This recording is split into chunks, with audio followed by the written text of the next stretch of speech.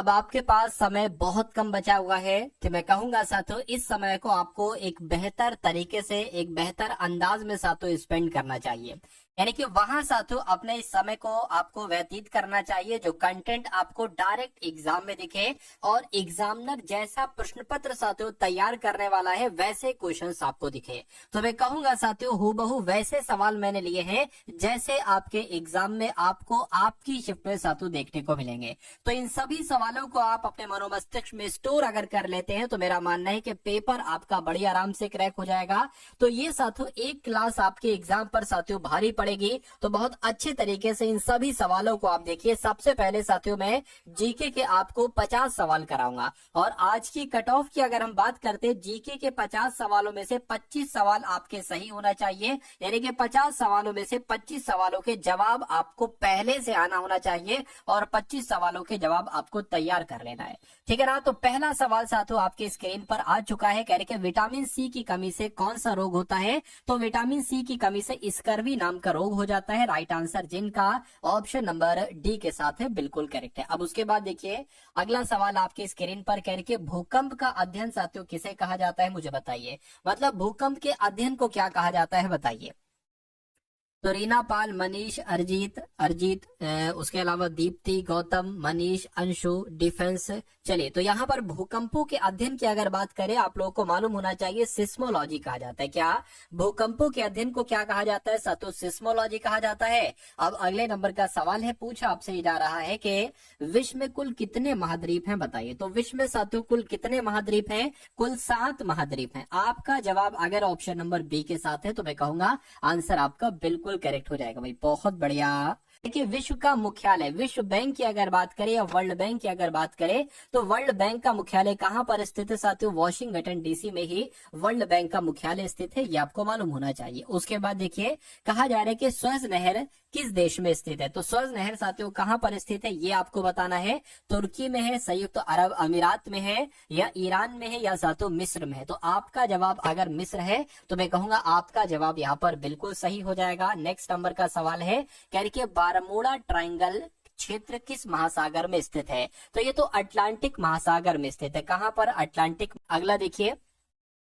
साथियों इसमें से आपको 50 सवाल है, 25 सही करना है। कह रहे कि विटामिन ए की कमी से कौन सा रोग होता है। तो विटामिन ए की कमी से बेरी बेरी, रिकेट्स, रतौंधी या स्कर्वी। तो मैं कहूंगा विटामिन ए की कमी से तो रतौंधी नामक रोग होता है। कौन सा साथियों? रतौंधी नामक रोग होता है, जिनका आंसर यहाँ पर ऑप्शन नंबर सी के साथ है बिल्कुल करेक्ट है। साथियों अगला सवाल देखिए, कह रहे कि हजार झीलों की भूमि किसे कहा जाता है। क्या हजार झीलों की भूमि किसे कहा जाता है?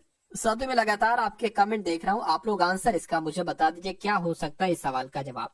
तो हजार झीलों की भूमि तो साथियों फिनलैंड को कहा जाता है। किसको कहा जाता है साथियों? फिनलैंड को कहा जाता है। राइट आंसर आपका ऑप्शन नंबर बी होगा। उसके बाद देखिए कह रही कि दुनिया की सबसे लंबी नदी कौन सी है बताइए। नर्मदा नदी है? नहीं। गंगा नदी है? नहीं। ब्रह्मपुत्र नदी है? नहीं। साथियों नील नदी जो है ना ये दुनिया की सबसे लंबी नदी है। आंसर आपका ऑप्शन नंबर डी होना चाहिए। चलिए उसके बाद देखिए अगला सवाल कह रहे कि विश्व स्वास्थ्य दिवस कब मनाया जाता है बताइए। 23 मई को, 17 जुलाई को, 7 अप्रैल को, या 13 जून को। तो आपको ये मालूम होना चाहिए साथियों 7 अप्रैल को विश्व स्वास्थ्य दिवस मनाया जाता है। ठीक है। अगला सवाल देखिए कह रहे कि विटामिन बी की कमी से कौन सा रोग होता है बताइए। तो विटामिन बी की कमी से कौन सा रोग होता है साथियों? बेरी बेरी रोग जो है ना वो विटामिन बी की कमी से ही होता है, जिनका भी आंसर ऑप्शन नंबर ए है। मैं कहूंगा आंसर आपका बिल्कुल करेक्ट है। यहाँ पर अनूप यादव उत्तर प्रदेश, गौतम, वंदना, तेजस्विनी, ठीक है, रीना, उसके अलावा सूरज हैं, दीप्ति हैं। चलिए तो सभी का, सुखदेव सिंह है, सभी का आंसर यहाँ पर बिल्कुल सही जा रहा है। आप कोशिश ये करिए कि मेरे आंसर टिक करने से पहले आपका आंसर आ जाना चाहिए, तभी तो अच्छा लगेगा। मेरे आंसर के बाद अगर आपका जवाब आ रहा है तो कैसे हो पाएगा। तो मेरे आंसर से पहले आप जवाब देने की कोशिश करिए। ठीक है। कह रहे कि प्रतिरक्षा विज्ञान संस्थान ये कहां पर स्थित है। तो ये तो नई दिल्ली में स्थित है। ये सभी के सभी साथियों सवाल आपके एग्जाम में आपको देखने को मिलेंगे। तो प्रतिरक्षा विज्ञान संस्थान कहां पर स्थित है अगर आपसे पूछे तो नई दिल्ली आपको बताना है। कह रहे कि सबसे बड़ा महाद्वीप विश्व का कौन सा है। तो सबसे बड़ा महाद्वीप विश्व का एशिया महाद्वीप है। और भारत किस महाद्वीप में स्थित है। तो भारत में एशिया महाद्वीप में ही स्थित है साथियों भारत। अगला सवाल देखिए कह रहे कि मधुमेह के उपचार में क्या उपयोगी होता है बताइए। तो मधुमेह के उपचार में साथों इंसुलिन उपयोगी होता है। क्या इंसुलिन उपयोगी होता है, ये आपको साथों यहाँ पर मालूम होना चाहिए भाई। बहुत बढ़िया, वेरी गुड क्लास। चलिए भाई, अब उसके बाद देख लीजिए नेक्स्ट नंबर का सवाल है करके, प्रकृति में ऊर्जा का प्रमुख स्रोत क्या है। तो प्रकृति में भाई साहब ऊर्जा का प्रमुख स्रोत आपसे यहाँ पर पूछा जा रहा है। तो अगर आपका जवाब साथियों सूर्य है तो मैं कहूंगा आपका जवाब यहाँ पर बिल्कुल करेक्ट हो जाएगा भाई। बहुत बढ़िया, वेरी गुड क्लास। ठीक है, चलिए, यानी कि प्रकृति में ऊर्जा का प्रमुख स्रोत क्या है साथियों, सूर्य है। राइट आंसर आपका ऑप्शन नंबर ए होगा। अब उसके बाद देखिए साथियों, अगले नंबर का सवाल आपकी स्क्रीन पर करके, कोमोडो नेशनल पार्क कहां पर स्थित है। क्या आपके एग्जाम में ये अभी तक सवाल पूछा जा चुका है साथियों। तो कोमोडो नेशनल पार्क अगर आपसे पूछे ना तो आपको इंडोनेशिया बता देना है। क्या बता देना है साथियों, इंडोनेशिया आपको यहाँ पर बता देना है। तो जिनका आंसर यहाँ पर बी है तो बिल्कुल करेक्ट है। उसके बाद देखिए साथियों, आपसे पूछा जा रहा है कि दुनिया का सबसे बड़ा महासागर कौन सा है। प्रशांत महासागर, दक्षिण ध्रुवीय महासागर, अटलांटिक महासागर या हिंद महासागर। तो अगर आपका जवाब प्रशांत महासागर है तो मैं कहूंगा आपका जवाब यहाँ पर बिल्कुल करेक्ट हो जाएगा। ठीक है ना। चलिए, उसके बाद देखिए अगला सवाल आपके करके, कबीर के गुरु का नाम क्या था बताइए। कबीर दास के गुरु का नाम क्या था। तो कबीर दास के गुरु का नाम क्या था साथियों, रामानंद था। क्या था नाम साथियों इनका, रामानंद था। ये आपको ध्यान रखना है, कबीर दास के गुरु का नाम साथियों रामानंद था। अगला सवाल आपकी स्क्रीन पर है, देखिए साथियों, और फटाफट इस सवाल का जवाब भी आप लोग यहाँ पर दे दीजिए। पूछा आपसे जा रहा है कि सालारगंज संग्रहालय ये कहाँ पर स्थित है। क्या ये पटना में है, क्या ये नई दिल्ली में है, या ये हैदराबाद में है, या लखनऊ में है। तो ये तो साथियों हैदराबाद में। कहाँ पर है सालारगंज संग्रहालय, ये हैदराबाद में स्थित है, ये आपको मालूम होना चाहिए। उसके बाद देखिए अगला सवाल करके, स्वामी विवेकानंद जी का मूल नाम क्या था बताइए। नरेंद्र नाथ दत्त था, या बटुकेश्वर, ठीक है, बटुकेश्वर दत्त था, या कृष्ण दत्त था, या सुरेंद्र दत्त था। तो आपको यहाँ पर मालूम होना चाहिए नरेंद्र नाथ दत्त, यही स्वामी विवेकानंद जी का मूल नाम था। अगले नंबर का सवाल कह रहे कि किलिमंजारो पर्वत ये कहाँ पर स्थित है बताइए। ये तंजानिया में स्थित है, या केन्या में, या नामीबिया में, घाना में। चलिए, तो आपको मालूम होना चाहिए तंजानिया आपके इस सवाल का बिल्कुल करेक्ट आंसर हो जाएगा, यानी कि किलिमंजारो पर्वत ये तंजानिया में ही स्थित है। उसके बाद देखिए साथियों, अगला सवाल आपके स्क्रीन पर है। साथियों इस वीडियो को थोड़ा शेयर कर दीजिए आप लोग। जो भी आपके मित्र हैं जिनका आरपीएफ कांस्टेबल का पेपर लगा हुआ है, या आपके पास स्टडी वाले कोई ग्रुप है, तो उस ग्रुप में साथियों वीडियो एक बार शेयर करके तुरंत वापस आ जाइए और बताइए कि इस सवाल का जवाब क्या होगा करके। चंद्रमा पर उतरने वाले पहले व्यक्ति का नाम क्या था। तो चंद्रमा पर सबसे पहले जो उतरे थे वो नील आर्मस्ट्रांग उतरे थे। कौन उतरे थे साथियों, नील आर्मस्ट्रांग उतरे थे, ये आपको मालूम होना चाहिए। चलिए, नेक्स्ट नंबर का सवाल कह रहे कि बीबी का मकबरा साथियों ये कहाँ पर स्थित है। बीबी का मकबरा ये कहाँ पर स्थित है बताइए। तो ये आगरा में स्थित है, अजमेर में स्थित है, दिल्ली में स्थित है, औरंगाबाद में स्थित। तो ये तो साथियों औरंगाबाद में स्थित है। कहाँ पर, औरंगाबाद में।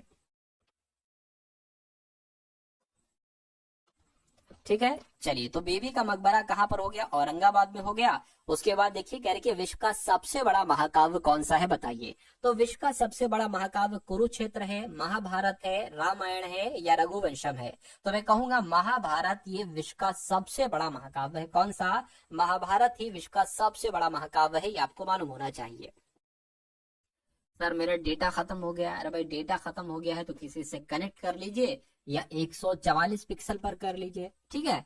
हल्दी घाटी पुरस्कार का संबंध किस क्षेत्र से है, समाज सेवा से, पर्यावरण संरक्षण से, या पत्रकारिता से, या राष्ट्रीय एकता से। तो यहाँ पर अगर बात करें साथियों, आपको मालूम होना चाहिए पत्रकारिता से इसका संबंध है, पत्रकारिता से इसका संबंध है। उसके बाद देखिए शून्य काल यानी कि 0 आवर कितने बजे शुरू होता है, 10 बजे, 1 बजे, 12 बजे, या साथियों 2 बजे। तो ये तो 12 बजे ठीक शुरू होता है। कब शुरू होता है साथियों, ये 12 बजे शुरू होता है, ये आपको मालूम होना चाहिए। राइट आंसर अगर आपका है ऑप्शन नंबर सी तो बिल्कुल करेक्ट है। उसके बाद देखिए कहा जा रहा है कि संगम साहित्य ये किस क्षेत्र का साहित्य है। तो ये महाराष्ट्र का साहित्य है संगम साहित्य, या तमिलनाडु का साहित्य है ये, या केरल का है, या कर्नाटक का है। तो आपके एग्जाम में अगर ये सवाल आ जाए तो तमिलनाडु का आपको बताना है कि भाई जो संगम साहित्य है ना ये किस राज्य का है, ये तमिलनाडु का है। राइट आंसर आपका ऑप्शन नंबर बी हो जाएगा। देखिए कह रहे कि विश्व का प्रथम व्यक्ति अंतरिक्ष में पहुंचने वाला कौन था बताइए। क्या आपका सातों सही जवाब हो सकता है? फटाफट आप लोग बताइए। तो विश्व का प्रथम व्यक्ति अंतरिक्ष में पहुंचने वाला कौन था? तो मेजर यूरी गागरिन था। मेजर यूरी गागरिन आपके इस सवाल का बिल्कुल सही जवाब हो जाएगा।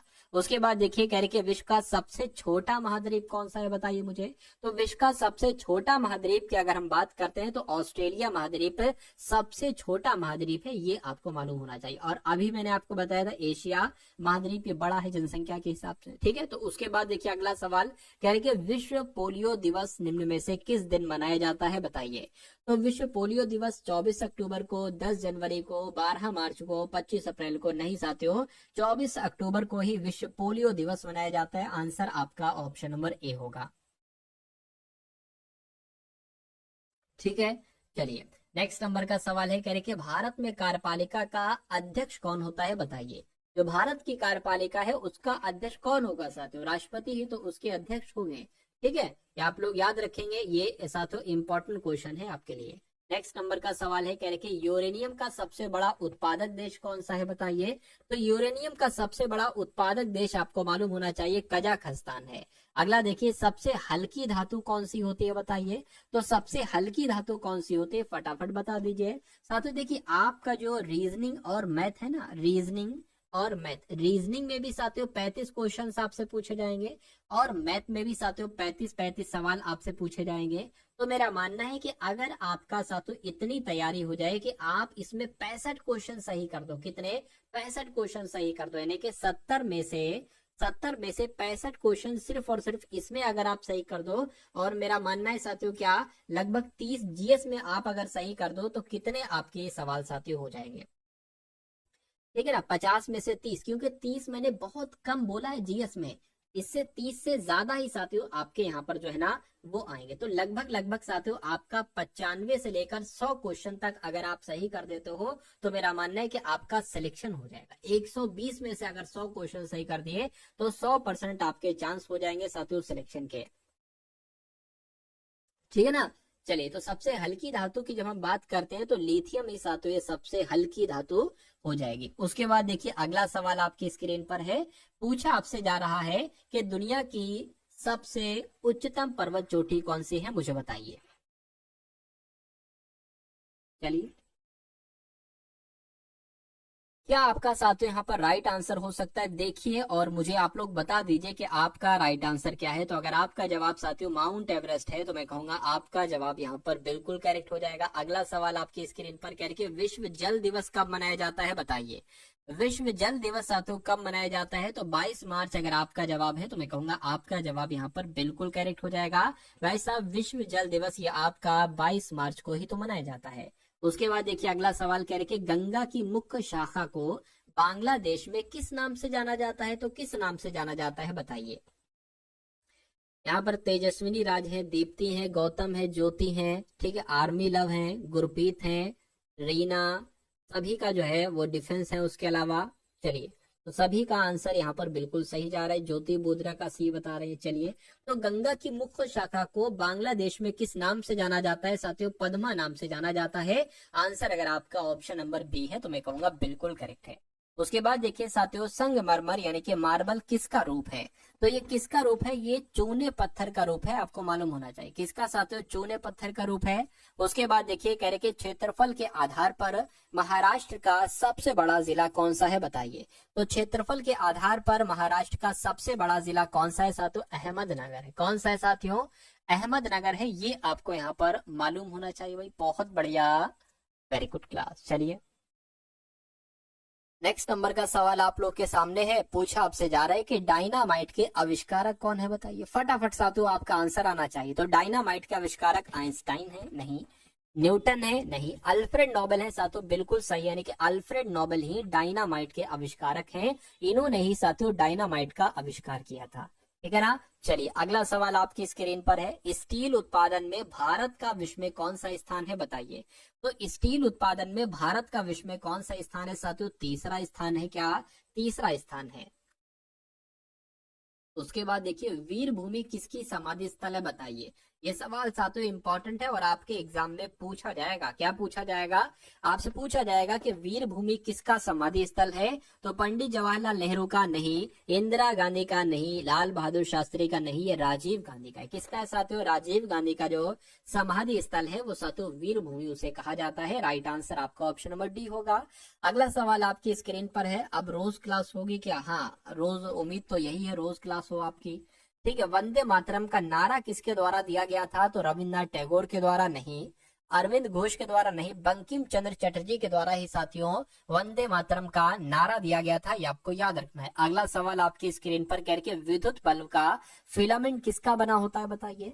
तो विद्युत बल्ब का फिलामेंट साथियों क्रोमियम का बना होता है, टंगस्टन का बना होता है, तांबे का बना होता है या जस्ते का बना होता है? तो किसका बना होता है साथियों? टंगस्टन का बना होता है विद्युत बल्ब का फिलामेंट। चलिए भाई, ठीक है, तो सभी का आंसर यहाँ पर लगभग लगभग साथियों सही जा रहा है। ठीक है, और आपके नाम जो है वो मेरी नजरों के सामने से गुजर रहे हैं, तो बहुत ध्यान से साथियों आप लोग आंसर करेंगे। और जिन्होंने क्लास को लाइक नहीं, भाई आपसे रिक्वेस्ट है क्लास को लाइक कर दिया करिए।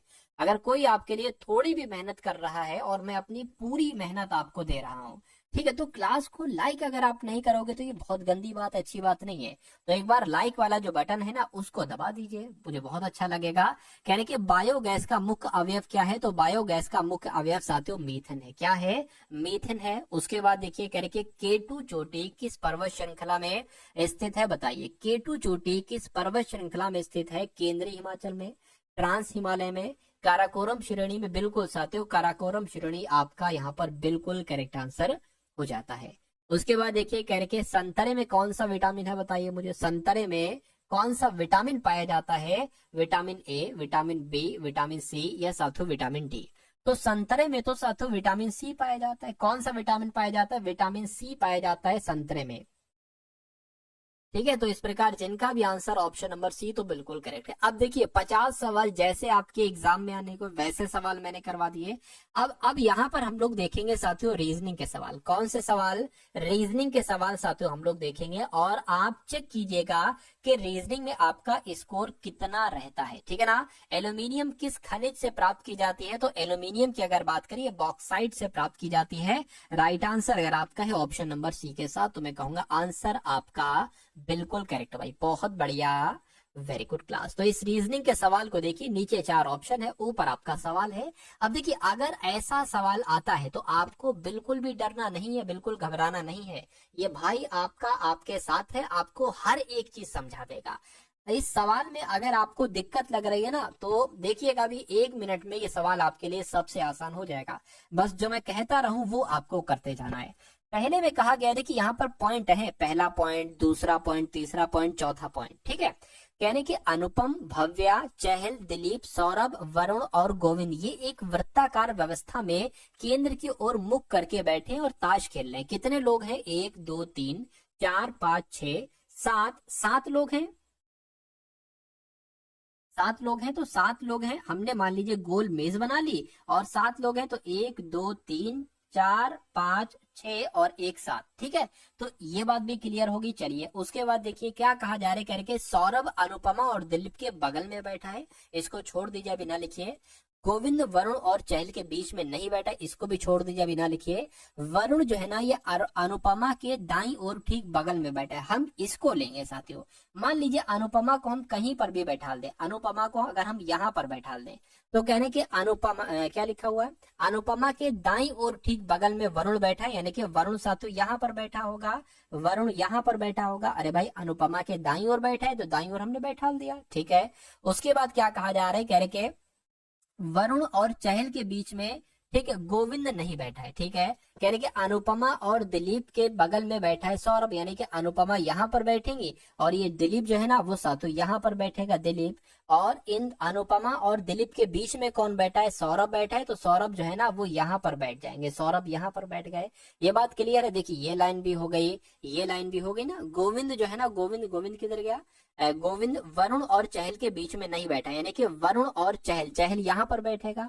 ठीक है, वरुण और चहल के बीच में, वरुण और चहल के बीच में गोविंद नहीं बैठा है, तो जाहिर सी बात है गोविंद यहाँ पर बैठेगा, यही तो जगह खाली है। तो अब बचा क्या साथियों? अब कौन बचा? देखिए वरुण हो गया, अनुपमा हो गई, सौरभ हो गए, दिलीप हो गए, गोविंद हो गए। ठीक है, कौन बचा साथियों? सवाल में क्या पूछा जा रहा है एक बार जरा देखिए। कह रहे कि व्यक्तियों में इनमें से कौन सा युग्म एक दूसरे के बगल में नहीं बैठा है? तो दिलीप और, ठीक है, नहीं बैठा है। ठीक है, दिलीप और सौरभ, दिलीप किधर गए? दिलीप और सौरभ बैठे हुए हैं। भव्य और अनुपमा, भव्या कहाँ पर है? भव्या कहाँ पर है भाई साहब? अच्छा, यहाँ पर थोड़ा सा एक बार और मुझे कुछ दिक्कत लग रही है, एक बार और देखिए। एक बार फिर से सवाल को हम लोग देखेंगे। कह रहे कि सौरभ जो है ना, ये अनुपमा और दिलीप के बगल में बैठा है। सौरभ जो है ना, सौरभ की अगर बात करें, सौरभ अनुपमा और दिलीप के बगल में बैठा है। अनुपमा और दिलीप के बगल में बैठा दिया हमने सौरभ, ठीक है। कहने के अनुपमा के दाईं ओर ठीक बगल में बैठा है वरुण। अनुपमा के ठीक दाएं ओर, ठीक है, कौन बैठा है? वरुण बैठा है, तो हमने वरुण को भी यहाँ पर बैठा दिया, कोई दिक्कत नहीं है। अब इसको देखिए, कह रहे कि सौरभ जो है ना, ये अनुपमा और दिलीप के बगल में बैठा है, ये तो हो चुका है ना। वरुण और चहल के बीच में, अच्छा, नहीं बैठा है। वरुण और चहल के बीच में कौन नहीं बैठा है? वरुण और चहल के बीच में नहीं बैठा है गोविंद, ठीक है, गोविंद नहीं बैठा, तो गोविंद यहाँ पर बैठेगा, ठीक है। उसके बाद कुल मिला के ये तो देखिए, व्यक्तियों का कौन सा युग्म एक दूसरे के बगल में नहीं बैठा है? तो भाव्या अनुपमा, ठीक, भाव्या अनुपमा। अच्छा, भाव्या अगर यहाँ पर बना दे तो भाव्या और अनुपमा ये नहीं बैठी हैं, ठीक है। चहल और भाव्या भी एक दूसरे के पास बैठी हैं। गोविंद और दिलीप भी एक दूसरे के पास बैठे हैं, लेकिन भाव्या और अनुपमा एक दूसरे के पास नहीं बैठी हैं। नहीं बैठी हैं, तो यही आपका राइट आंसर हो जाएगा, ठीक है ना। चलिए, उसके बाद ये बहुत अच्छा सवाल था, ठीक है, अच्छा सवाल था। उसके बाद देखिए, अगले नंबर का सवाल आपकी स्क्रीन पर है। आप दिख रहे होंगे सर, ऑप्शन नहीं दिख रहा, अभी दिख रहा होगा, ठीक है। चलिए, ये देख लीजिए पूरे पूरे ऑप्शन आप देखिए। उसके बाद देखिए साथियों, नेक्स्ट नंबर का सवाल है,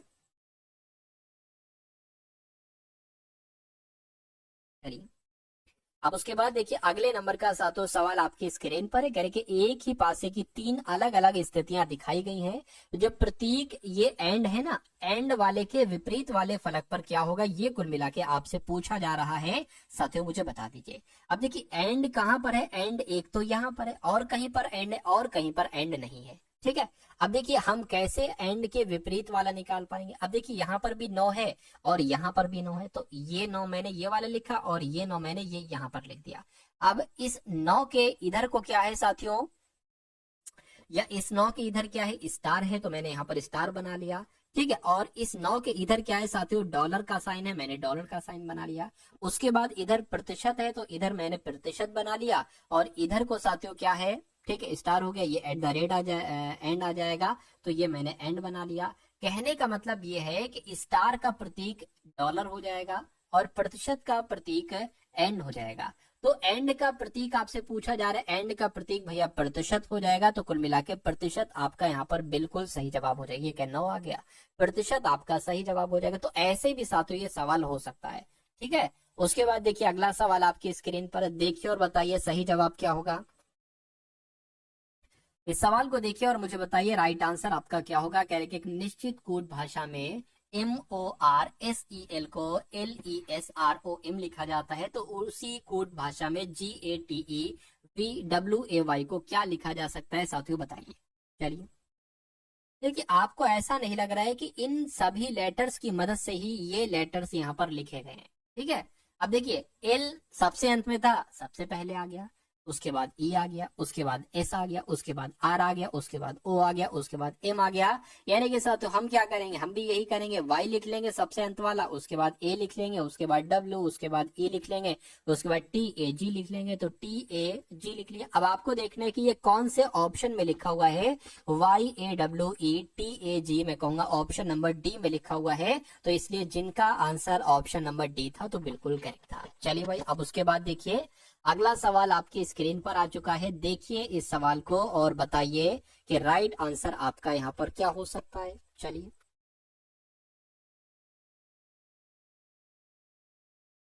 देखिए इस सवाल की अगर बात करें सातों, आपसे कहा जा रहा है कि दिए गए विकल्पों में से कुल मिला के आपको बताने की यहाँ पर आखिर क्या आ सकता है।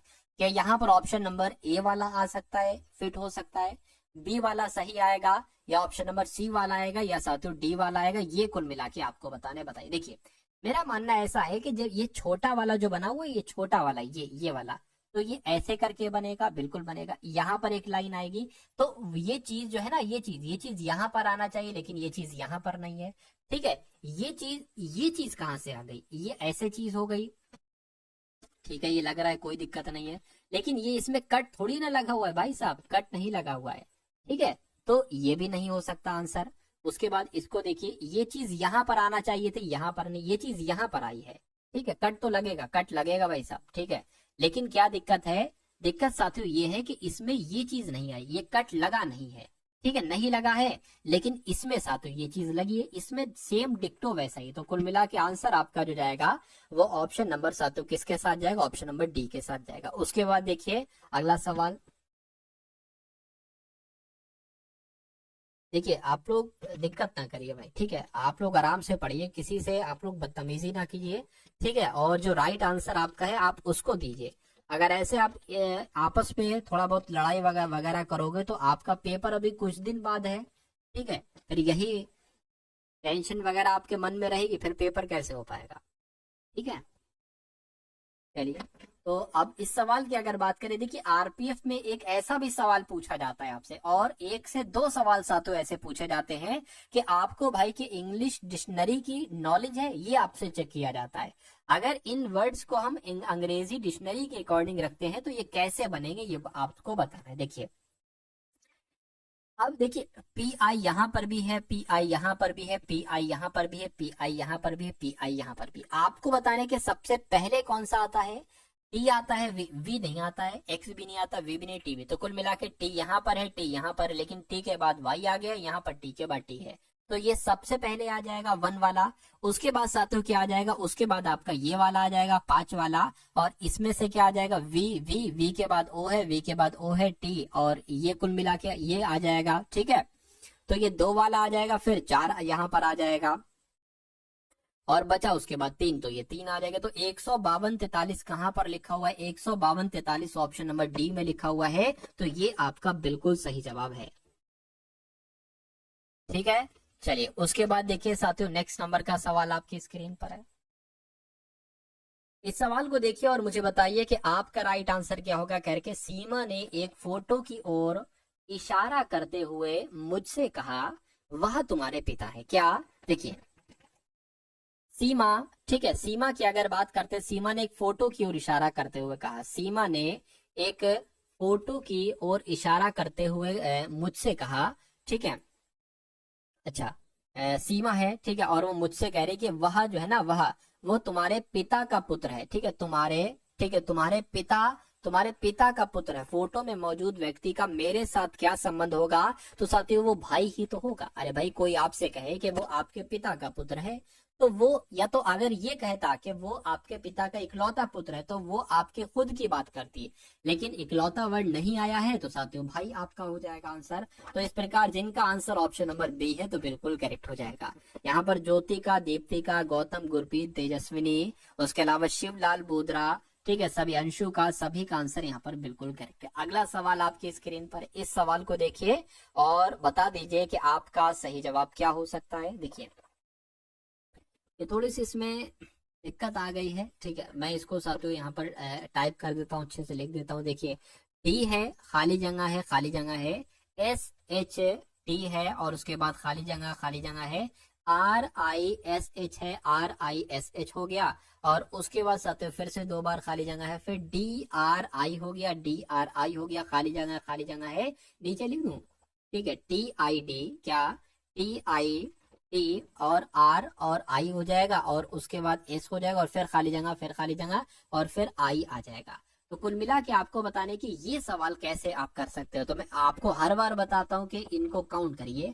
1 2 3 4 5 6 7 8 9 10 11 12 13 14 15 16 17 18 19 20 21 22 23 24 25 26 27 28, तो 28 यहाँ पर हो गए हैं। ठीक है, यानी कि अगर 28 है तो कहीं ना कहीं साथियों देखिए 6 का तो बनेगा नहीं, 5 का भी नहीं बनेगा, 7 का बना के देखते हैं। यानी कि 7 7 का पेयर हम लोग अलग करते हैं।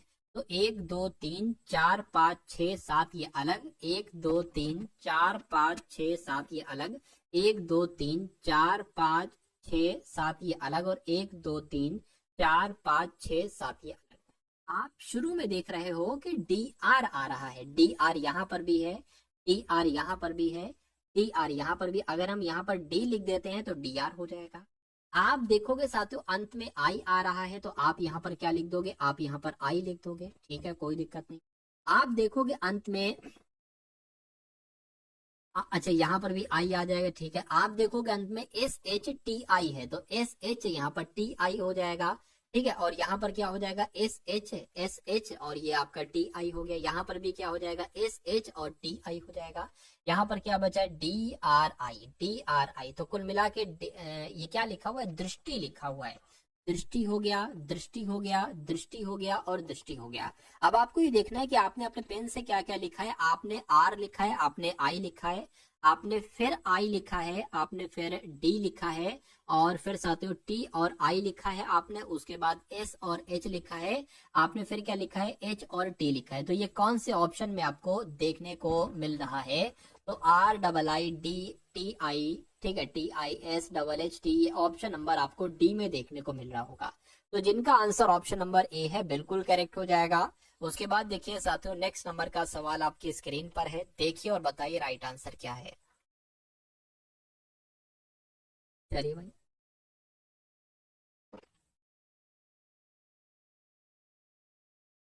चलिए।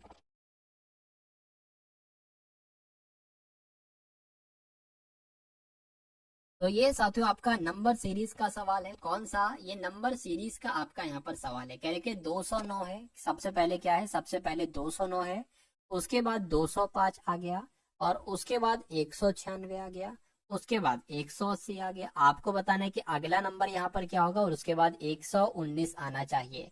तो आखिर इसमें क्या लॉजिक लगा हुआ है आपको ये बताना है। देखिए अगर हम यहाँ पर कितना माइनस करें, मतलब 209 से 205 हुआ है, तो अगर हम यहाँ पर 4 माइनस करें, ठीक है, यहाँ पर कितने माइनस करें, 5 और 4 9 माइनस करें, यहाँ पर कितने माइनस करें साथियों, यहाँ पर 16 माइनस होगा।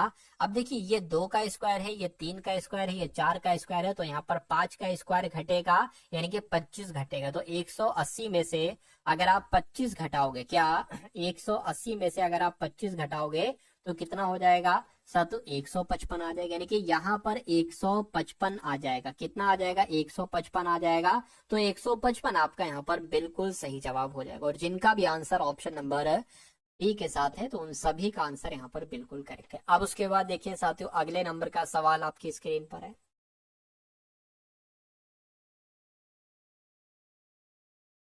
चलिए इस सवाल को साथियों देख लीजिए और फटाफट मुझे भी आप लोग यहाँ पर आंसर बता दीजिए कि आखिर इस सवाल का जवाब आपका क्या हो सकता है, बताइए। देखिए इस सवाल में साथियों क्या है, कुछ नहीं है कि ए का अर्थ है जोड़ना, यानी कि जहां पर आपको ए देखने को मिले वहां पर साथियों जोड़ लगा देना, जहां पर आपको बी देखने को मिले गुणा लगा देना, सी देखने को मिले माइनस लगा देना, डी देखने को मिले साथियों भाग लगा देना। और लिखा क्या है साथियों, यहाँ पर 60 लिखा हुआ है, यहाँ पर 2 लिखा हुआ है, 3 लिखा हुआ है, 6 लिखा हुआ है, और 5 लिखा हुआ है, ठीक है। 5 लिखा हुआ और फिर ब्रैकेट में क्या लिखा हुआ है, 4 और 3 लिखा हुआ है। देखिए डी आया है, डी का मतलब भाग लगा दिया, ए का मतलब क्या है, प्लस प्लस लगा दिया, बी का मतलब क्या है, गुणा गुणा लगा दिया, सी का मतलब क्या है, माइनस और माइनस, और बी का मतलब क्या है, गुणा। तो जो ब्रैकेट में साथ तो उसको सॉल्व कर लीजिए, ठीक है, इसको सॉल्व कर लीजिए। 2 की भाग 60 से करोगे तो 30 आ जाएगा, प्लस 6 तिया कितना हो जाएगा, 18 हो जाएगा, माइनस 5 हो जाएगा, और 4 तिया आपका 12 हो जाएगा। क्या दिक्कत है, कोई दिक्कत नहीं। इन दोनों को जोड़ दीजिए तो ये 40 और 48 हो जाएगा। 48 माइनस 5 और माइनस 12 कितना हो जाएगा, 48 में से 5 जाएगा तो 43 जाएगा, 43 में से 12 घटाओगे तो कितना बच जाएगा साथों, 31 बच जाएगा। तो 31 कौन से ऑप्शन में लिखा हुआ है साथों, ऑप्शन नंबर डी में लिखा हुआ है, ठीक है ना। तो जिनका आंसर साथियों यहाँ पर डी है, मैं कहूंगा उनका आंसर यहाँ पर सही है। क्या जिनका आंसर यहाँ पर डी है तो उनका आंसर यहाँ पर बिल्कुल करेक्ट हो जाएगा भाई, बहुत बढ़िया, वेरी गुड क्लास। चलिए अब उसके बाद देखते हैं नेक्स्ट नंबर का सवाल आपकी स्क्रीन पर है। साथियों वीडियो को अगर लाइक नहीं किया तो भाई साहब वीडियो को लाइक कर दीजिए, बिना कहे वीडियो को लाइक कर दिया करिए। अब इस सवाल को देखिए और मुझे बता दीजिए कि आपका राइट आंसर यहाँ पर किस ऑप्शन के साथ जाएगा। देखिए सवाल बहुत अच्छा है, ये सवाल की अगर बात करें तो सवाल ये बहुत शानदार है। मैं आपको समझा देता हूं, देखिए कैसे है। मैं एक क्लियरली यहाँ पर साथियों बनाकर आपको दिखा देता हूँ, हो सकता हो ये आपको क्लियर ना दिख रहा हो। ठीक है, अगर आपको क्लियर दिख रहा है तो अच्छी बात है। एक यहाँ पर कट लगा हुआ है, एक यहाँ पर कट लगा हुआ है और एक यहाँ पर कट लगा हुआ है। ठीक है, अगर आप देखिए पहले आपके पास एक ऐसा कागज का टुकड़ा था, आपने इसको बीच से फोल्ड किया और ये वाला पार्ट आप इसके ऊपर ले आए, तो अब आपके पास एक ऐसा कागज का टुकड़ा आ गया, आपने इसको बीच से फोल्ड किया, ये वाला पार्ट इसके ऊपर ले आए। अब आपने यहाँ पर 3 कट लगा, एक ये और एक ये। अब जब आप इसको ओपन करोगे, जब आप इसको खोलोगे तो ये कैसा दिखाई देगा। देखिए ये जो यहाँ पर कट लगा हुआ है ना, मैं इसको देखता हूँ, यहाँ पर जो कट लगा हुआ है, एक कट साथियों ये यहाँ पर आ जाएगा, बिल्कुल आ जाएगा, कहिए ठीक है। उसके बाद साथियों एक कट आपका ये यहाँ पर आ जाएगी, ये वाला कट यहाँ पर आ जाएगा, और ये वाला जो कट है ये थोड़ा सा मुझसे गलत बन गया, थोड़ा मैनेज कीजिएगा, ये आपका यहाँ पर आ जाएगा। और वही चीज अगर हम बात करते हैं साथियों, यहाँ पर तो एक कट आपका यहाँ पर भी आएगा और एक कट आपका यहाँ पर भी आएगा, ठीक है ना। उसी प्रकार एक कट आपका साथियों ये यहाँ पर आ जाएगा और एक कट आपका ये यहाँ पर आ जाएगा और एक कट आपका ये ऐसे करके आ जाएगा और फिर साथियों ऐसे करके आ जाएगा। ऐसा कहाँ पर बना हुआ है, ऐसा यहाँ पर नहीं, यहाँ पर नहीं, ठीक है, यहाँ पर भी नहीं, ऐसा आपका ऑप्शन नंबर बी में बना हुआ है। तो जिनका भी आंसर यहाँ पर है ऑप्शन नंबर बी के साथ, तो उन सभी का आंसर बिल्कुल करेक्ट हो जाएगा। अब उसके बाद देखिए साथियों नेक्स्ट नंबर का सवाल आपके स्क्रीन पर आ चुका है और ये बहुत शानदार सवाल है, बहुत ध्यान से इस सवाल को आप लोग करने की कोशिश करेंगे साथियों। चलिए बताइए साथियों, देखिए और मुझे बताइए राइट आंसर क्या होगा। देखिए कह रहे हैं कि 6 लड़कियां हैं ABCDEF, इनको ऊर्ध्वाधर पंक्तियों में खड़ी हैं। अच्छा ऊर्ध्वाधर पंक्तियों में खड़ी हैं, यानी एक पंक्ति ऐसे है, मान लीजिए एक पंक्ति ऐसे है, और 6 लड़कियां हैं, ये 2 ऊर्ध्वाधर पंक्तियों में खड़ी हैं। ठीक है, तो 6 लोग हैं, तो मैं हिसाब से 3 आ जाएंगे, 3 इसमें आ जाएंगे लड़कियां और 3 साथियों इसमें आ जाएंगी। उसके बाद कह रहे हैं कि सभी लड़कियों का मुख उत्तर की तरफ है। सभी लड़कियों का मुख किस तरफ है, यानी कि ऊपर की तरफ है सभी लड़कियों का मुंह, यानी कि प्रत्येक पंक्ति में 3 लड़कियां ऑलरेडी बैठा चुके हैं, 3 लड़कियां। कह रहे कि डी के ठीक पीछे है ई, तो डी के पीछे है डी, ठीक है, डी के पीछे, तो डी मान लीजिए अगर यहां पर बनाया तो ई यहां पर बनेगा, डी यहां पर बनाया तो ई यहां पर बनेगा। अभी नहीं पता है तो थोड़ा सा रुक जाइए। ए के बाई और एफ है, कौन है साथों, ए के बाई और एफ है, इसका मतलब क्या होगा साथों, ए अगर यहाँ पर है तो ए के बाई और एफ, यानी कि एफ यहाँ पर है, ठीक है ना। ठीक है, कह रहे कि बी के ठीक आगे सी है, तो बी के ठीक आगे सी है। अब देखिए अगर हम बी को यहाँ पर बनाए तो सी यहाँ बनेगा, या बी यहाँ पर बनाए तो सी यहाँ पर बनेगा। ठीक है, तो मान लीजिए अगर हम साथों यहाँ पर, ठीक है, यहाँ पर अगर मान लीजिए यहाँ पर बना दे बी, बी के आगे कौन है, बी के आगे सी है, तो बी के आगे सी हो। अब इसको देखिए कह रहे कि डी के ठीक पीछे ई है, तो डी के ठीक पीछे ई है, ठीक है, ए के ये भी हो गया, बी के ठीक आगे, ठीक है, सी है, बी के ठीक आगे सी है, कह रहे कि डी के आगे ए है, डी के आगे ए है। अच्छा तो यहाँ पर नहीं बनेगा भाई साहब, ये डी के आगे ए है, यानी कि डी जो आपका बनेगा वो साथियों यहाँ पर बनेगा, डी आपका यहाँ पर बन जाएगा। और यहाँ पर एक बात कही गई थी कि डी के ठीक पीछे ई है, तो डी के ठीक पीछे ई है, यानी कि ये यहाँ पर आ जाएगा। और ए के बाईं ओर एफ है, ए के बाईं ओर एफ है, बी के ठीक आगे सी है, तो बी यहाँ पर बनेगा और सी यहाँ पर बनेगा, बी के ठीक आगे सी है। तो कौन सी 2 लड़कियां पंक्तियों के अंतिम स्थानों पर खड़ी हैं, तो कौन सी 2 लड़कियां साथियों पंक्ति के अंतिम स्थानों पर खड़ी हैं, अंतिम स्थानों पर तो बी और ई खड़ी हैं। तो बी और ई कौन से ऑप्शन में है साथियों, ऑप्शन नंबर डी वाले में, तो यही आपका बिल्कुल करेक्ट आंसर हो जाएगा भाई। बहुत बढ़िया, वेरी गुड क्लास। तो अब साथियों रीजनिंग आपकी यहाँ पर कंप्लीट हो गई है और अब मैथ के सवाल हम लोग देख लेंगे। तो अगर आपकी मैथ कमजोर है तो इन सभी सवालों को आप जरूर देख लीजिए,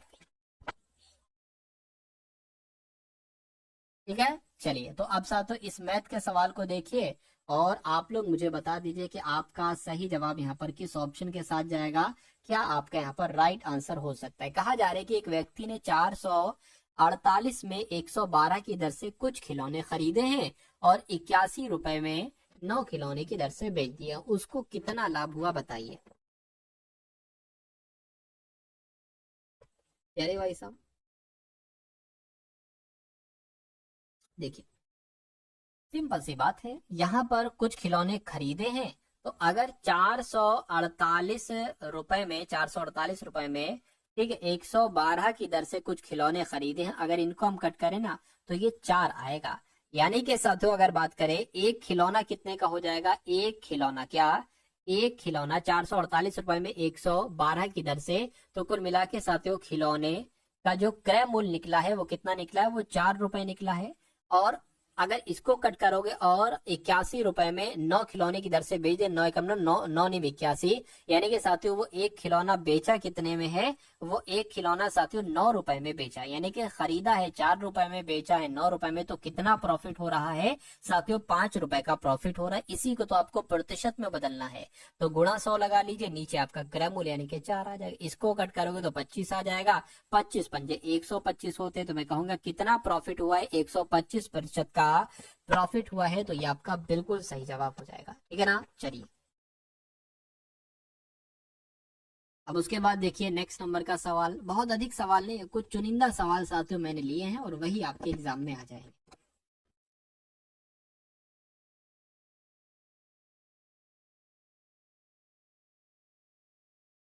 उसके बाद देखिए कह रहे कि दो शहरों के बीच की दूरी 55 किलोमीटर प्रति घंटा की चाल से, गुरप्रीत सिंह आप क्या लिख रहे हो, ये रोशनी ये आता कि ABCD ही लिखना ही आता है, क्या कह रहे हो आप भाई, समझ में नहीं आ रहा है।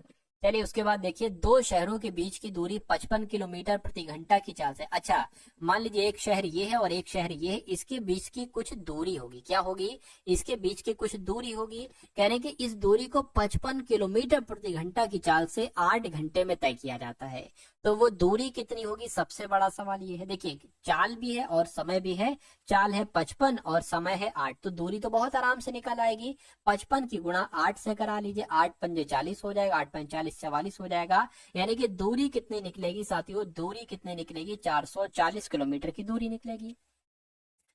तो दूरी कितनी होगी साथियों, 440 किलोमीटर की दूरी होगी। कह रहे कि यदि चाल को 25 किलोमीटर प्रति घंटा बढ़ा दे, यानी कि 55 किलोमीटर प्रति घंटा चालती, इसको 25 किलोमीटर प्रति घंटा बढ़ा दे तो कितनी हो जाएगी साथियों, देखिए जरा कितनी हो जाएगी, ठीक है 80 किलोमीटर प्रति घंटा की चाल हो जाएगी।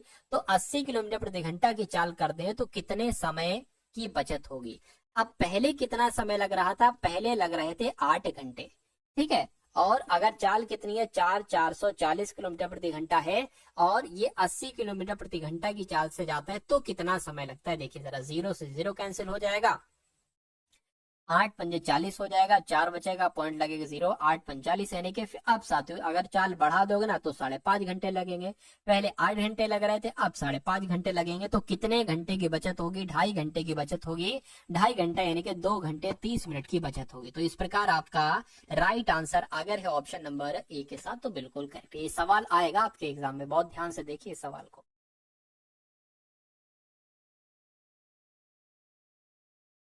चलिए ठीक है, अब उसके बाद देख लेते हैं साथियों नेक्स्ट नंबर का सवाल है। नेक्स्ट नंबर का सवाल है, कह रहे कि बद्री को अपना स्कूटर 17,000 रुपए में बेचने पर 15% की हानि होती है, 18% लाभ अर्जित करने के लिए उसे यह स्कूटर किस मूल्य पर बेचना चाहिए, बताइए।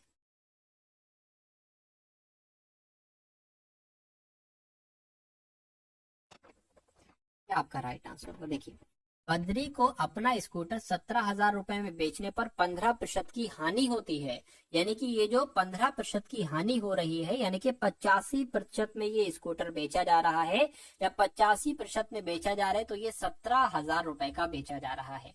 सबसे पहले आपको 100% की वैल्यू निकालना होगी, मतलब 85, अब देखिए या एक काम कर लो, 15% के नुकसान पर यानी कि 25% पर बेचा जा रहा है तो 17,000 का, अगर 18% का लाभ पाना हो तो वो किस किस रूप में बेचा जाना चाहिए, यानी कि आपको 118% की वैल्यू चाहिए। अरे भाई 18% लाभ के हिसाब से बेचना है तो 118 की वैल्यू चाहिए, तो ये कैसे निकालोगे पता है, ये 17,000 बटे नीचे आपका क्या आ जाएगा, 85 आ जाएगा, और इसकी गुणा का साथों किससे हो जाएगी, 118 से इसकी गुणा हो जाएगी, ठीक है ना, 118 से इसकी गुणा हो जाएगी।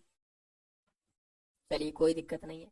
तो अब साथियों आप क्या करिए, आप इसको कैलकुलेट कर लीजिए, 17 एकम 17, 17 पंजे 85 हो जाएगा, 5 से कट करोगे 5 दूना 10, यानी कितना आ जाएगा, तो 118 गुणा 200 कर लीजिए कैलकुलेटर करके, कितना आपका यहाँ पर आ जाएगा, तो 8 दूना 16 हो गया, 2 एकम 2 3 आ गया, 2 एकम 2 0 0 लग गया, तो कुल मिला के 23,600 आपका यहाँ पर सही जवाब हो जाएगा। बद्री को अपना स्कूटर 17,000 रुपए में बेचने पर अगर 15% का नुकसान होता है और अगर वो 18% लाभ पाना चाहता हो तो वो अपने स्कूटर को कितने में बेचेगा? 23,600 रुपए में बेचेगा। तो इस प्रकार आपका सही जवाब अगर है ऑप्शन नंबर बी तो बिल्कुल करेक्ट है। मेरा सेंटर लखनऊ हो गया, अच्छी बात है। चलो उसके बाद देखिए साथियों, नेक्स्ट नंबर का सवाल आपकी स्क्रीन पर। इस सवाल को देखिए और मुझे बता दीजिए कि आपका सही जवाब साथियों क्या होगा।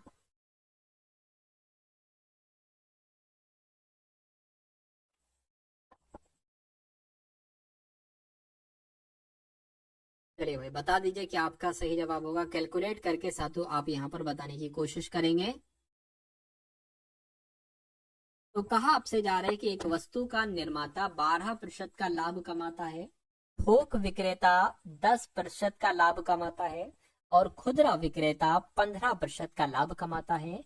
यदि वस्तु का खुदरा विक्रय मूल्य 56,672 है तो निर्माता के लिए उस वस्तु का लागत मूल्य क्या होगा? यानी कि वो वस्तु किस मूल्य से चली थी वो क्या होगा? वो मान लेते हैं हम साथ, तो एक्स होगा। यानी कि वस्तु का लागत मूल्य अगर एक्स है और इस एक्स मूल्य पर 12% का लाभ हो रहा है, यानी कि वो वस्तु 112 रुपए में बेची जा रही, 112% में। उसके बाद अगर बात करें, उसके बाद थोक विक्रेता 10% का लाभ ले रहा है, यानी कि 110% में बेची गई। उसके बाद खुदरा विक्रेता 15% का लाभ ले रहा है, यानी कि 115 में बेची गई। उसके बाद जाकर वो वस्तु जो बिकती है वो 56,000 में बिकती है, 56,672 रुपए में बिकती है। तो इसमें क्या है? कुछ नहीं है। इसमें सिर्फ साथियों कैलकुलेशन करना है, कैलकुलेशन करके आप आंसर तक यहाँ पर पहुंच सकते हो। सबसे पहले तो इस जीरो से आपका ये जीरो कैंसिल हो जाएगा। क्या इस जीरो से आपका ये जीरो कैंसिल हो गया? ठीक है। उसके बाद इसको अगर हम कट करें तो किससे कट करें? 5 से 5 दूना 10 हो जाएगा, 5 दूना 10 और 5 तिया 15 हो जाएगा। इसको अगर कट करें 2 से करना पड़ेगा साथियों, 50 आ जाएगा और 2 पंजे और 2 छंग यहाँ पर आ जाएगा। ठीक है। अब देखिए एक्स बराबर आपके सामने क्या गया? 56,672 गुणा, ठीक है, गुणा की अगर बात करें अब यहाँ पर क्या आ जाएगा साथियों? 50। ठीक है। अब ये वाले नंबर इससे गुणा हो जाएंगे, 50 गुणा 10 गुणा 20 ही आ जाएगा। और नीचे क्या आ जाएगा? ये 56 11 23 आ जाएगा, 56 गुणा 11 गुणा 23 यहाँ पर आ जाएगा। अब इसको आपको यहाँ पर क्या करना है साथियों? कैलकुलेट कर। ठीक है, इसको कैलकुलेट कर दीजिए, काम आपका हो जाएगा। अच्छा यहाँ पर 11 है तो देखिए क्या ये 11 से कटेगा? अगर हम 11 पंजे 55 कर दें, एक जाएगा, 11 पंजे 5 जाएगा, फिर 5 जाएगा, हाँ हो जाएगा, हो जाएगा। 11 एकम 11, 11 पंजे, ठीक है, 11 पंजे 55 हो जाएगा, एक जाएगा 16 हो जाएगा, 11 एकम 11, 5 जाएगा 57 हो जाएगा, 11 55, 11 पंजे 55 और 2 जाएगा, 11 दूना 22 हो जाएगा। तो कुल मिलाकर ये भी कट हो गया। अब देखिए और क्या कट हो रहा है यहाँ पर, और क्या चीज यहाँ पर कट हो रही है, देखिए जरा, देखिए जरा और क्या चीज कट हो रही है। 51, ठीक, 5152 भाग अगर हम 23 से दें, ठीक है, तो ये भी कट हो जाएगा। 23 से कम 23 और 23 से कट करोगे तो यहाँ पर कितना आ जाएगा? 224 हो जाएगा। तो 224 बचा गुणा 50 बचा गुणा 20 और 10, 200 बच जाएगा। और बटे में क्या है? बटे में सातों आपका 56 है। बटे में क्या है? बटे में आपका 56 है। तो इसको जरा कट कर लीजिए आप। 2 से कट कर 2 दूना 4, 2 अट्ठे 16 हो जाएगा। 2 से कट करोगे तो 25 आ जाएगा। ठीक है। और अगर कट करो और अगर कट करोगे साथियों कितना आ जाएगा? और अगर कट करोगे 14 आ जाएगा। और ये आपका कितना आ जाएगा? 1 1 2 आ जाएगा। ठीक है, कोई दिक्कत नहीं है। 14 से 14 कम 14, 14 अट्ठे कितना हो जाएगा? 112 हो जाएगा। अब आपको 8 की गुणा 25 गुणा 200 ये आपको गुणा कराना है, गुणा करा लीजिए। तो इसकी गुणा करा लेते हैं। ठीक है, 25 अट्ठे कितना हो जाएगा? 200 हो जाएगा। 200 और 200 कितना हो जाएगा? 40,000 हो जाएगा। तो कुल मिला के क्या कहें? 40,000 ऑप्शन में है। मैं कहूंगा बिल्कुल 40,000 ऑप्शन में है, ऑप्शन नंबर ए वाले में है। यानी कि ये हमारा क्या होगा साथियों? बिल्कुल करेक्ट आंसर हो जाएगा। ठीक है, चलिए अब उसके बाद देख लेंगे नेक्स्ट नंबर का सवाल साथियों आपके स्क्रीन पर। अब इस सवाल में क्या कहा जा रहा है देखिए और मुझे बताइए आपका राइट आंसर क्या होगा। चलिए, यानी कि 3 अंकों की बड़ी से बड़ी संख्या को 3 से 4 से 6 से 15 से और 20 से विभाजित करने पर प्रत्येक स्थिति में शेषफल 1 प्राप्त होता है। तो उस संख्या संख्या बताइए। वो तो बाद में देखेंगे संख्या के अंकों का अंग। तो वो पहले मुझे संख्या बताइए, बताइए। चलिए देखिए अगर मैं आपसे ये कहूं कि 3 अंकों की बड़ी से बड़ी संख्या कितनी होती है, क्योंकि यहाँ पर 3 अंकों की बड़ी से बड़ी संख्या कही गई है कि 3 अंकों की बड़ी से बड़ी संख्या कितनी होती है साथियों, 999 होती है। यानी कि इस संख्या को 3 से, 4 से और 6 से और उसके बाद 15 से, 20 से विभाजित करें तो आपको एक शेषफल प्राप्त होना चाहिए। तो वो संख्या आप लोग यहाँ पर मुझे बता दीजिए कुल मिला के। अभी तो जरूरी थोड़ी ना साथियों ये 999 ही हो, वो तो इससे कम होगी संख्या। तो अगर कभी भी ऐसा सवाल आ जाए तो ये 999 आपको लिखना है, 3 अंकों की बड़ी से बड़ी संख्या। अगर 4 अंकों की पूछते हैं तो साथियों 9999 होता। उसके बाद आपको 3, 4, 6, 15 का एलसीएम निकालना है। किसका? 3 का, 4 का, 6 का, 15 का और 20 का आपको क्या निकालना है साथियों? एलसीएम निकालना है। तो इसका एलसीएम कैसे निकालोगे मैं निकलवा देता हूं। देखिए 2 से अगर कट करेंगे 3 ऐसे ही आ जाएगा, 2 आ जाएगा, 3 आ जाएगा, 15 आ जाएगा, यहाँ पर 10 आ जाएगा। इसको अगर कट दो 3 एकम 3 आ जाएगा, 3 एकम 3 यही आ जाएगा, 15 आ जाएगा और 5 आ जाएगा। अब साथियों यहाँ पर 3 आ जाएगा, 3 एकम 3, 3 एकम 3, 3 पंजे 15 और 5 आ जाएगा। अब एक बार 5 आ जाएगा, ये भी कट हो जाएगा। 2 दूना 4, 4 तिया 12, 12 पंजे 60, यानी कि एलसीएम कितना निकला साथियों? 60 निकला। तो कुल मिला के अगर बात करें एलसीएम जब 60 निकला है तो मैं कहूंगा साथियों अब इसको हम 60 से भाग देंगे। किससे भाग देंगे साथियों? यहाँ पर हम लोग 60 से भाग देंगे। ये सवाल बहुत शानदार है साथियों और बहुत अच्छे तरीके से इस सवाल को करने की कोशिश करिएगा। तो 60 एकम 60 हो जाएगा, कितना बचेगा? 9 और 3 ये 39 बच जाएगा। अब हमें एक नंबर और जरूरत है, ये हमने 9 उतार लिया। ठीक है, अब इसको क्या करें? देखिए अगर हम 6 पंजे 30 करते हैं तो 6 चंग 36, अगर हम 6 से गुणा कराएं यानी कि कितना हो जाएगा? 6 चंग 36, यानी कि मैं कहूंगा 360 यहाँ पर आ जाएगा। अब क्या बचेगा? अब 39 आपका बच जाएगा। ठीक, और ये 16 हो गया है। तो कहने का मतलब क्या है साथियों? कहने का मतलब ये है, कहने का मतलब यह है कि अगर हम 60 की गुणा 16 से करा देते, क्या अगर हम यहाँ पर साथियों 60 की गुणा 16 से करा देते तो क्या आ जाएगा? तो साथियों 960 आ जाएगा। ठीक है, तो वो संख्या साथियों 960 हो जाएगी, 960 हो जाएगी। ठीक है, अब देखिए 3 अंकों की वो बड़ी से बड़ी संख्या क्या होगी? मैं कहूंगा 3 अंकों की बड़ी से बड़ी संख्या वो 960 होगी, जिसको अगर आप 3 से विभाजित करोगे हो जाएगी, 4 से भी विभाजित हो जाएगी, 6 से भी हो जाएगी, 15 से भी हो जाएगी, 20 से भी हो जाएगी। लेकिन लोचा यहाँ पर यह है कि हमेशा 1 प्राप्त होना चाहिए। तो इसमें अगर हम 1 जोड़ देंगे यानी कि वो संख्या अब हो गई 961। अब देखिए कह रहे कि 3 अंकों की वो बड़ी से बड़ी संख्या क्या होगी? मैं कहूंगा 961 होगी।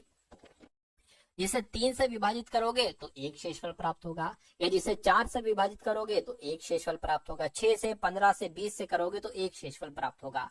तो कहने की इसके अंकों का, इस संख्या के अंकों का योग कितना होगा?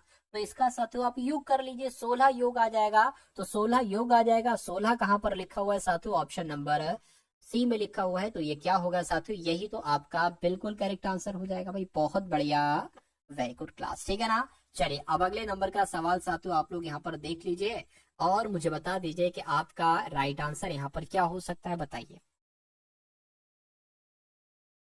चलिए भाई साहब, कह रहे हैं कि एक वस्तु का क्रय मूल्य कितना है? 15,045, सॉरी 1545 यहाँ पर बताया गया। एक वस्तु का क्रय मूल्य यानी कि किसी वस्तु को 1545 रुपए में खरीदा गया है जो अंकित मूल्य के 25% कम है, यानी कि तो साथियों मैं कहूंगा ये 75% की वैल्यू यहाँ पर दे रखी है 1545। यानी कि वस्तु को अगर 18% की छूट पर बेचा जाता तो इस लेन देन में कितना प्रॉफिट होता? चलिए तो सबसे पहले साथियों 100% की हम वैल्यू यहाँ पर निकाल लेते हैं। 1543/75 यहाँ पर आ जाएगा और गुणा साथियों 100 हो जाएगी यहाँ पर। ठीक है, 25 तिया और 25 चौक हो जाएगा। 3 से कट करें जरा, देखिए 3 से ये नहीं कट हो पाएगा भाई साहब। क्या ये 3 से नहीं कट हो पाएगा? 1500, अच्छा 43 थोड़ी ना भाई साहब, ये तो 45 है। 43 क्यों लिख दी? ये भी 45। अब 3 से हो जाएगा।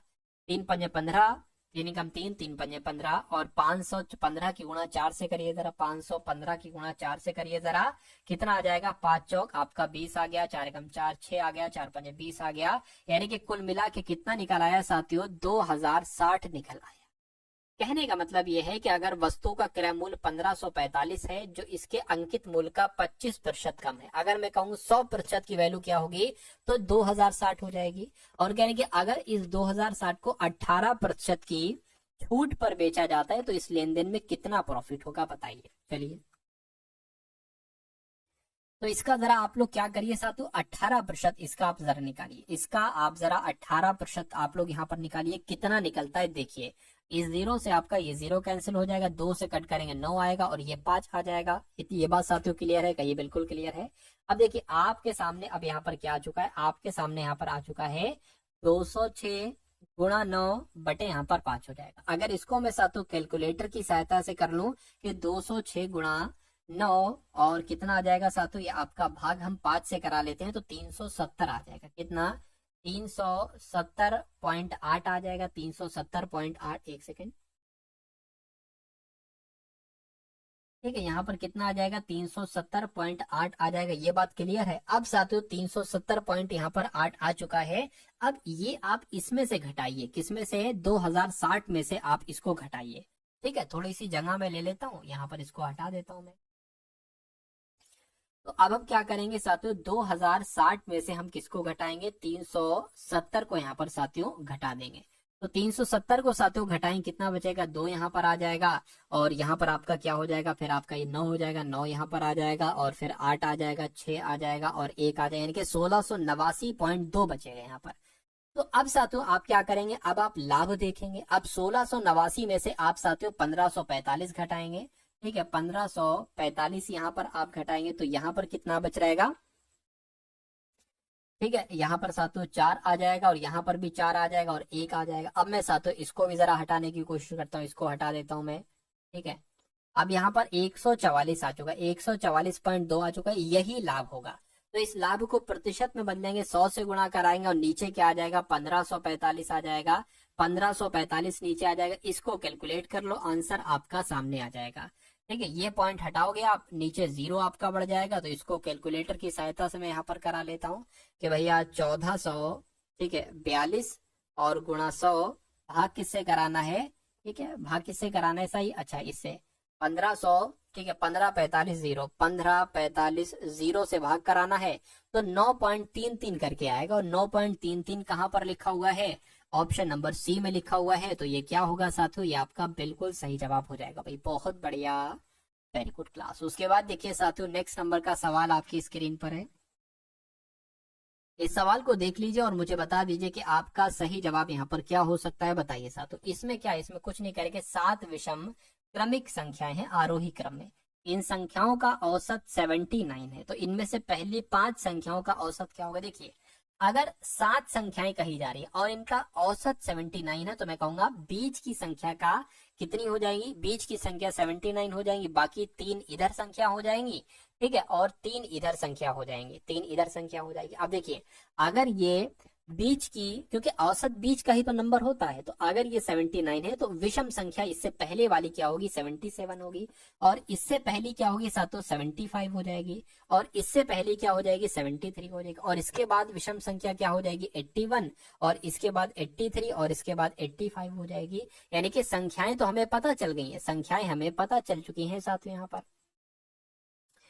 ठीक है, और ये साथियों क्या है एक तरीके से, तो अब कहा जा रहा है कि इनमें से पहली 5 संख्याओं का औसत क्या होगा, यानी इनका इनका इनका इनका इनका औसत साथियों आपको पता करना है। तो इनका आप क्या कर ली, इनका औसत कैसे पता करेंगे, सबसे पहले तो इनको आपको जोड़ना होगा, प्लस करना होगा। ठीक है, तो इनको हम प्लस कर लेंगे, इनको हम प्लस कर लेंगे और 5 से इनको भाग दे देंगे। ठीक है, और वही आपका आंसर हो जाएगा। 9 और 1 10 हो जाएगा, 17 हो जाएगा, 17 5 कितना हो जाएगा आपका, 22 हो जाएगा, 22 और आपका 25, 25 का 5 हासिल लग जाएगा 2, ये 10 हो गया, ये 17 हो गया, 17 और 7 कितना हो जाएगा, 24 हो जाएगा, 24 और 7 कितना हो जाएगा, 24 और 7 आपका 31 हो जाएगा, 31 और 38 हो जाएगा। यानी कि यहाँ पर 385 आ गया, इसको 5 से आप भाग कर लीजिए, 5 सत्ते 35, 5 पंजे 25, कुल मिला के 75 आपका यहाँ पर आंसर आ जाएगा। और जिनका भी आंसर 75 है, पहली 5 संख्याओं का औसत कितना आ जाएगा साथियों, 385 बटे 5, 5 सत्ते 35 हो जाएगा, 3 जाएगा और 5 सत्ते 35 यानी कि 77 आएगा भाई साहब। क्या 77 आएगा, 77 कौन से ऑप्शन में है, 77 ऑप्शन नंबर ए वाले में। तो इस प्रकार जिनका आंसर ऑप्शन नंबर ए है उनका आंसर यहाँ पर बिल्कुल करेक्ट हो जाएगा भाई, बहुत बढ़िया।